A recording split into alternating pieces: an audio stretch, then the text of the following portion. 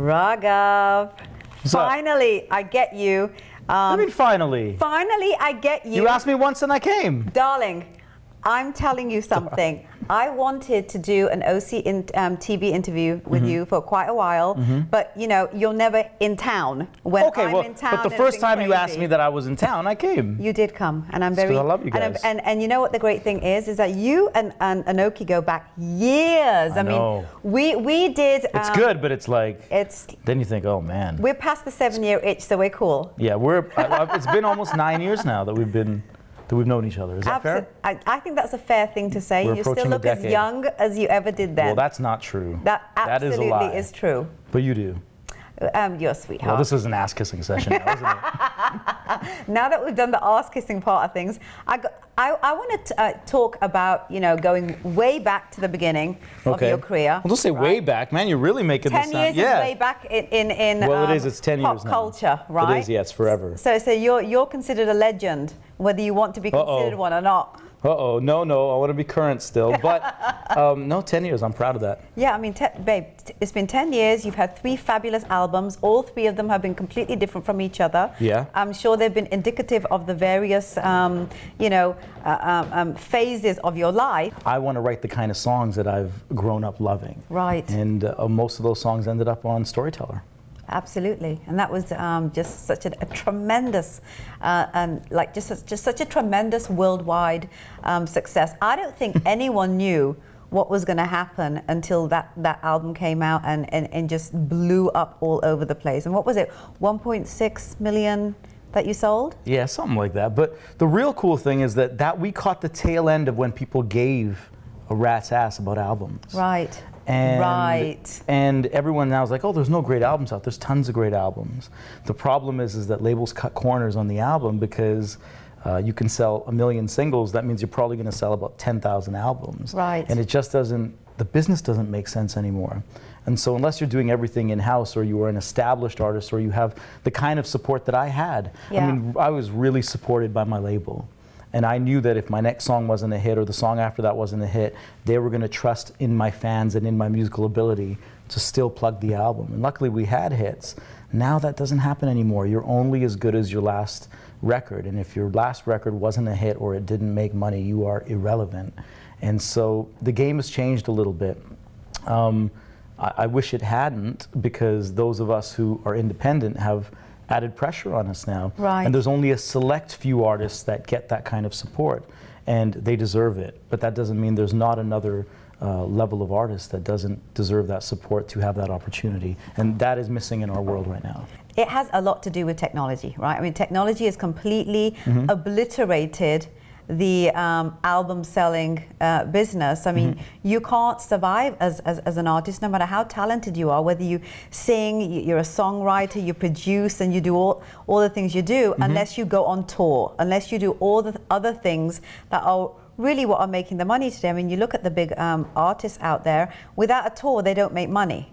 So how do you feel about that? Now, I don't criticize technology at all, because it's been good and it's been bad. Yeah. I mean, look at it like this. I sold out the Rogers Centre in 2006 or 2007. Yeah. And that's before I ever had a record out in the marketplace in Canada. And that was because of technology. People in Canada were listening to my music through their satellites from India, through hearing stuff come over from the UK, having access to the BBC. So it's benefited me. At the same time, it has made things more difficult because yeah, you can't look, you know, you can't sell albums anymore. It's harder. I shouldn't say you can't, but it's harder to get in the realm of the area where you can sell an album. You know, Adele sold, when she reached 1 million on her album, I remember thinking it was like on CNN that, you know, Adele sold 1 million albums, or Michael Bublé sold 1 million albums, or Justin Timberlake sold 1 million albums. And only 6-7 years previous, we sold 1 million records and no one even, it was a hit, but it wasn't a worldwide story. Right. So that's indicative of where we are. So you had this huge stint in England. I mean, hit after hit after hit after hit. Sure. What was that time like for you? Because I mean, that was like a huge heyday for Raghav in England. You know, you can never, it's like the Head and Shoulders commercial. You never get a second chance to make a first impression. Right. And so when you come out and people see you have talent and you represent something that hasn't been represented before, which was our community in like a pop culture kind of way, and I incorporated that element within my music, they were all the ingredients of making a statement. No matter how much you try and recreate that, you'll never make that statement again, because that was the first time. It was unbelievable.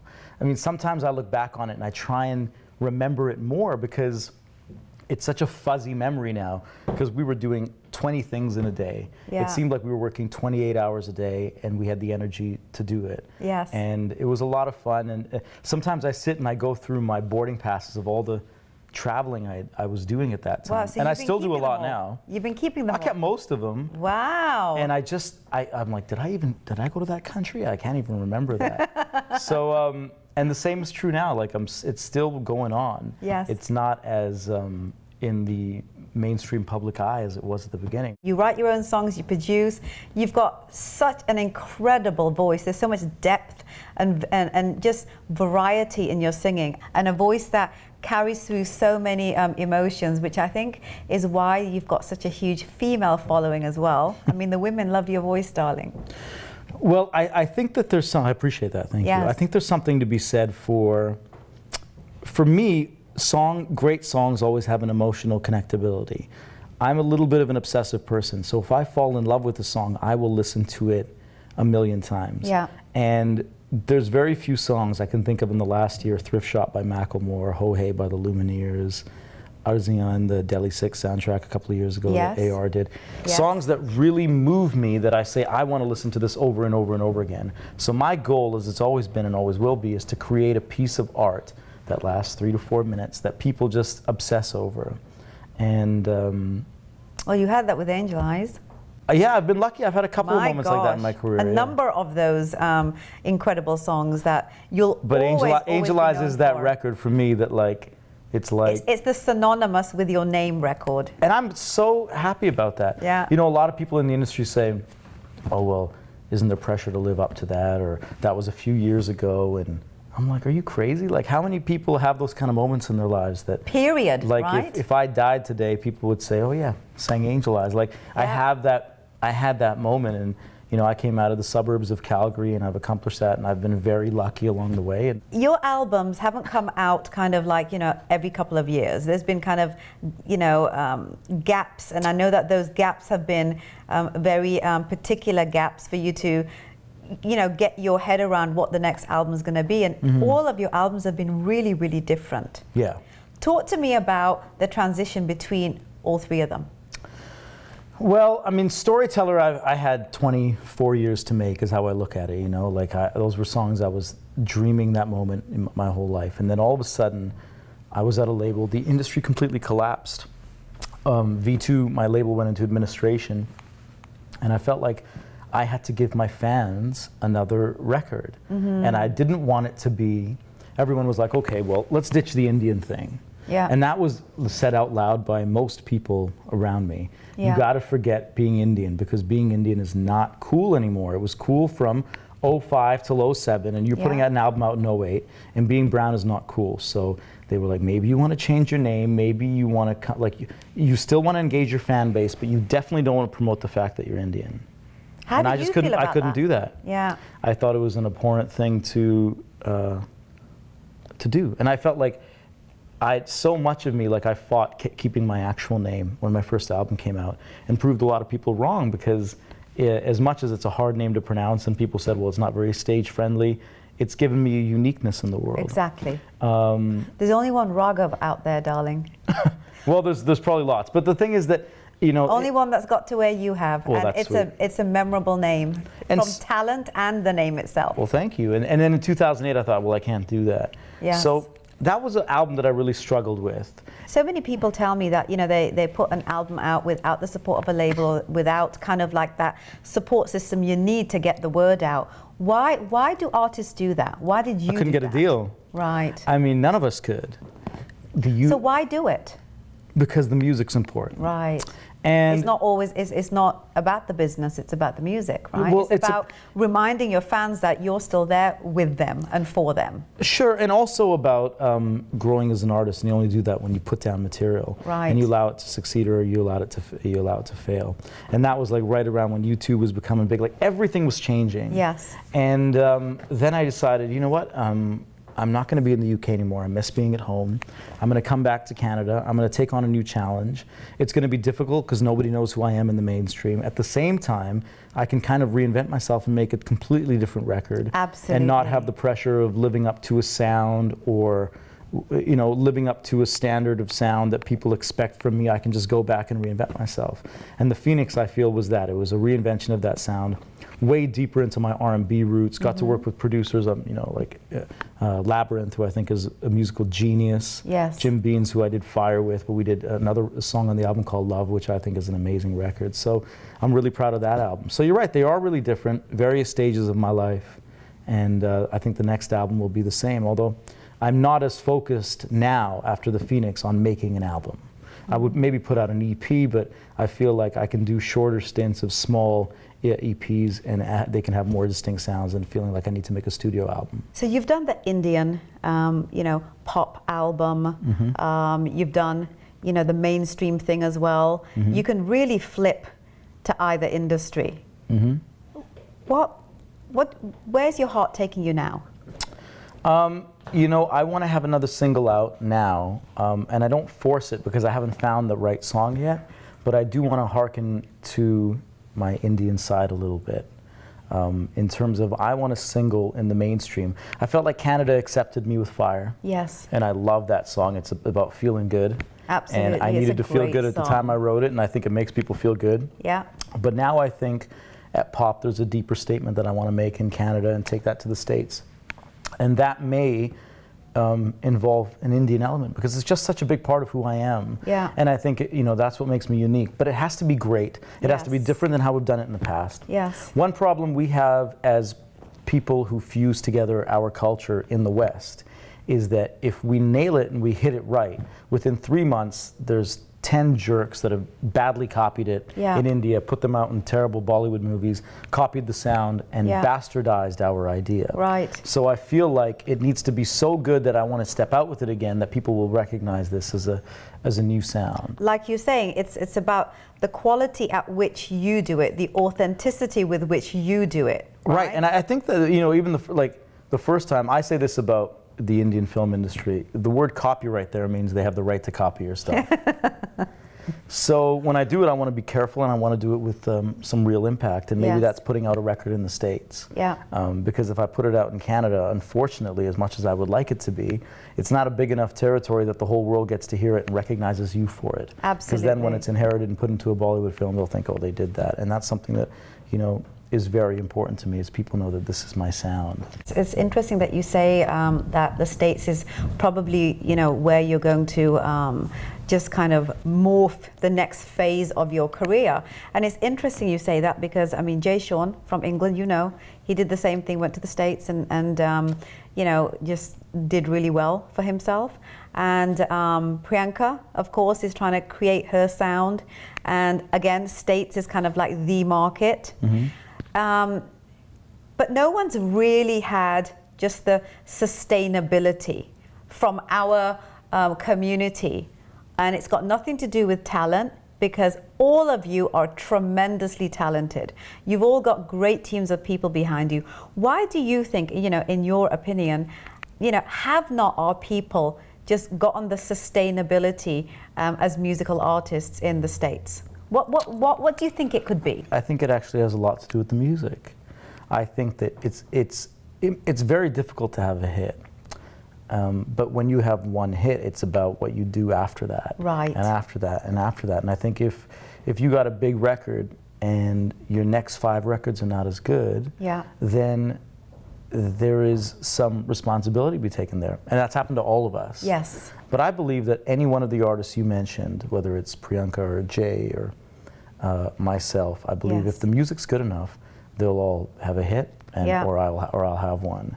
And I think it does come down to the music, and I think supporting something because a South Asian person's done it is whack. Yes. Support it because it's great and you're proud of it. And we're all very different.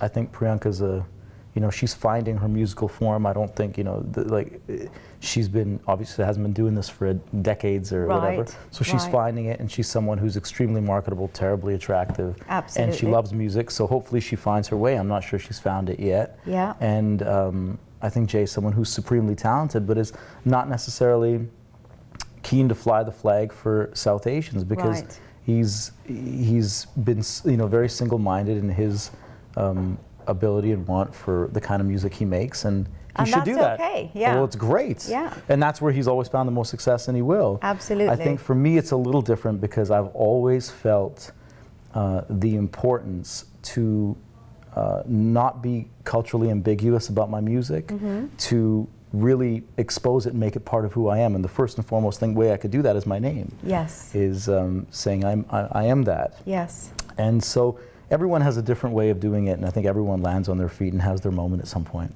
You know, I want to tell you what I think it is. When I look through, you know, musical pop culture across the decades, because I am that old, I look at the kind of like the black wave, you know, for want of being politically correct, the Hispanic wave. I mean, we look at all these different waves, right?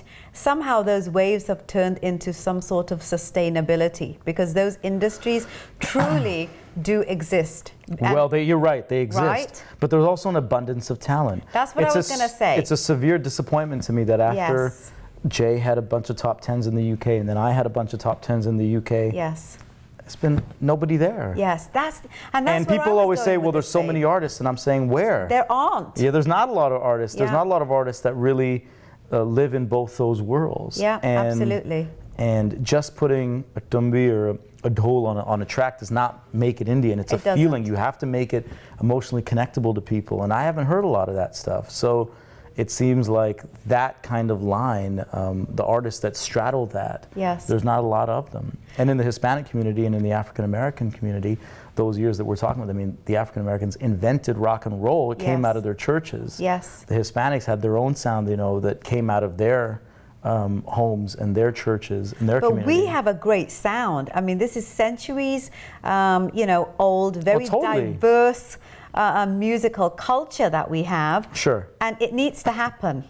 Sure, and I would like to see it happen with more artists who genuinely grew up with that. Like you said, when I sing in Hindi, I hope people feel like, wow, he really knows how to sing that. Yes. And I think that's authentic. And I think that one thing we have to worry about with our culture is that it's not used as a fashion accessory, and it's just like on a Selena Gomez record or on a Truth Hurts record, and then people forget about it. Yes. And so the only way to do that is when Truth Hurts put out the record and it was a big hit was, hey, we said, hey, you know what, we're gonna put out a record with a sample just like that, but I'm gonna sing in Hindi on it too, so you know I mean it. Right. And that had longer legs than the Truth Hurts record did. Right. So I think that that's really important, is you take ownership of your culture and your sound, and you don't bastardize it.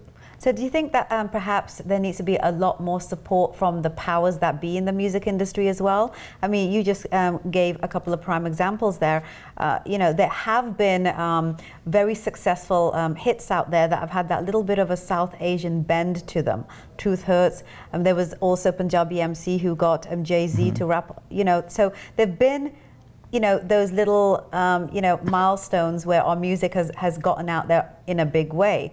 But do you feel that perhaps if there was a lot more support from, you know, the people that can really make careers go to the next level, you know, if you got that kind of support, that people like yourselves that are equally talented as any other fabulous A-lister artist out there, that would perhaps have a better chance of getting heard, because at the end of the day, it's not just producing fabulous music. You've got to get the airplay. You've got to, there's an entire formula associated with creating your musical brand. Sure. Look, you turn on the radio, there's probably only the same 15 songs over and over again, right? Yeah. Everyone complains about that. Yeah. Getting in that gang of 15 is very difficult. Yes.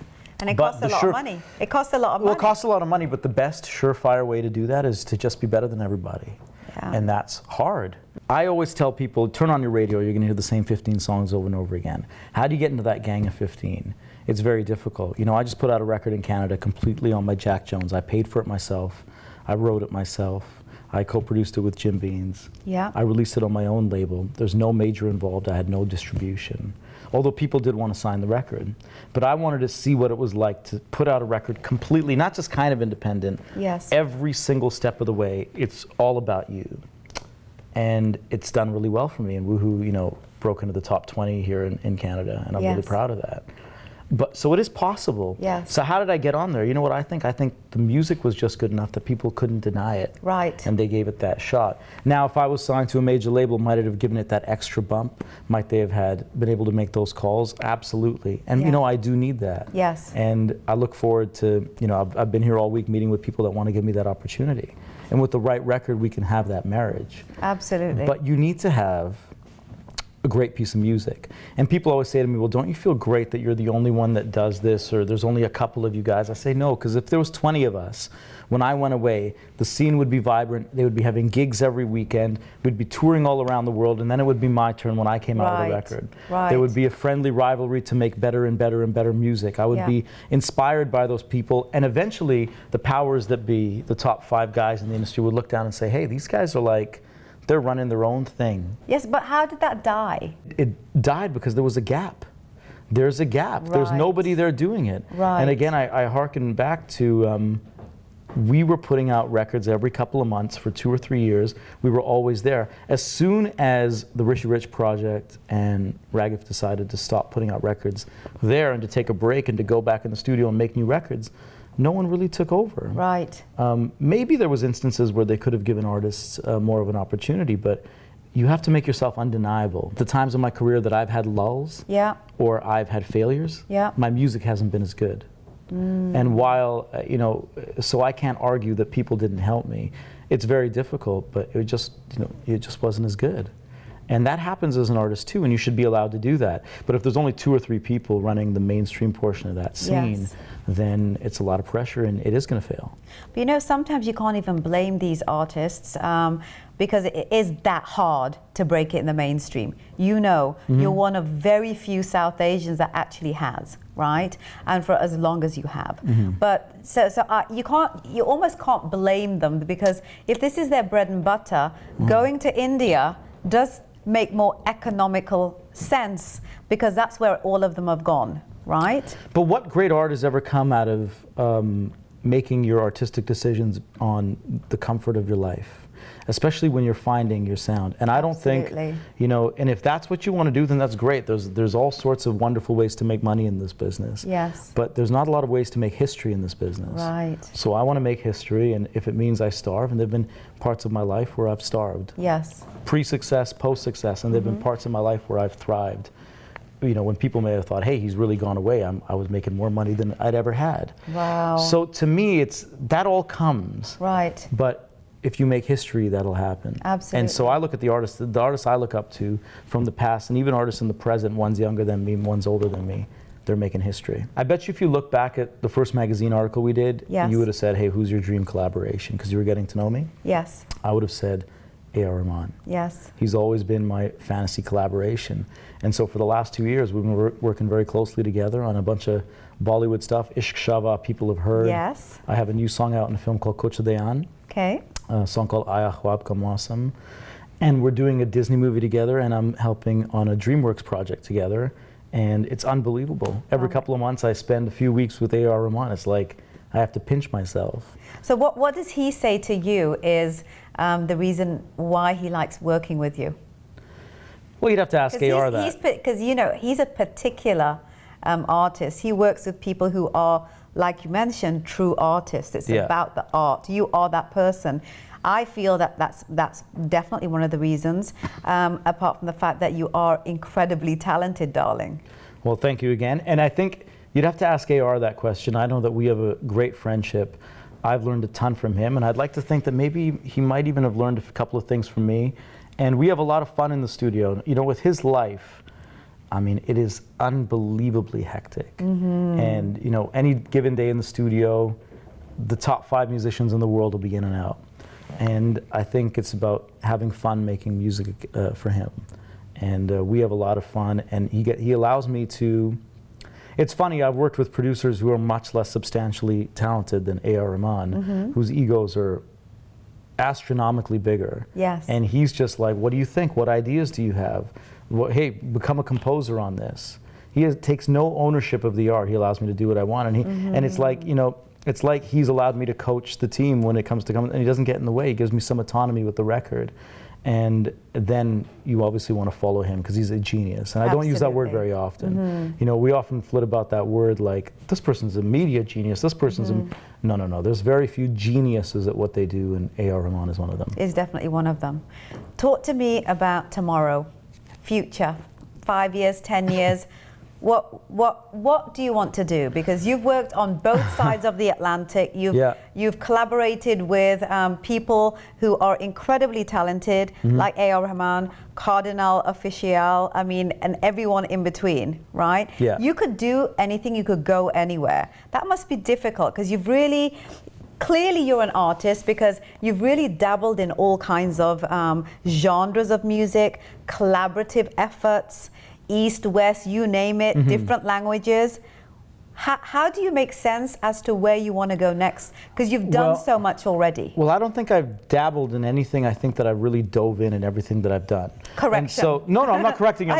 I'm saying that is the future. Yes. I want to make history. And so I want to do things that people may not think I would do. But I feel like I was on George Stromanopoulos a couple of weeks ago. Yes. And I said, why should I ever allow what anybody else thinks I should be doing to hold me in a capsule of what I think one can do in the breadth of a musical career?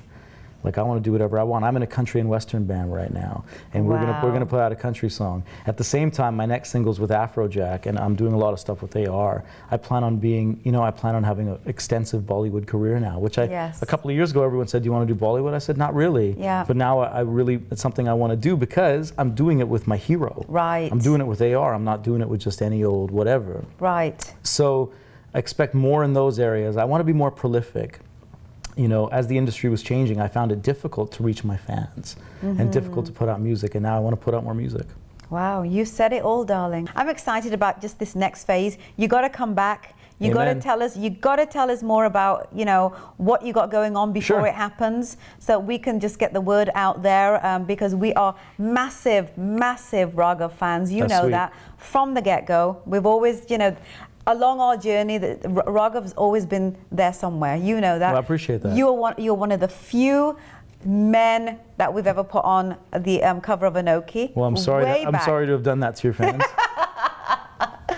It kind of helped that you're kind of a little bit of a hottie, darling. Well, I appreciate it. Thank you. Yes, and of course, because you're talented. You've come to our events twice, performed both times. It's like, what I love about you is that when we ask, there's just no drama, there's no politics, there's no propaganda when it comes to you. And I'm saying this on camera. You just say, yeah, I've got the dates, I'll come. And you're there. It's simple. Well, thank you. And you'll be surprised how unsimple it is with so many other people. So, I love you, darling. Well, I appreciate it. Thank you very much. I love you, and I'm so pleased that I had a chance to interview you, sitting here and chilling, and I know this is definitely not going to be the last time. Of course not. And I look forward to when you are getting engaged and married and having babies, because I know all that's going to happen. Well, you can come to the first two. You can't be there for the third. Yeah? I'm okay with that. Thank you very much. Thanks, love. Adore ya. Take care.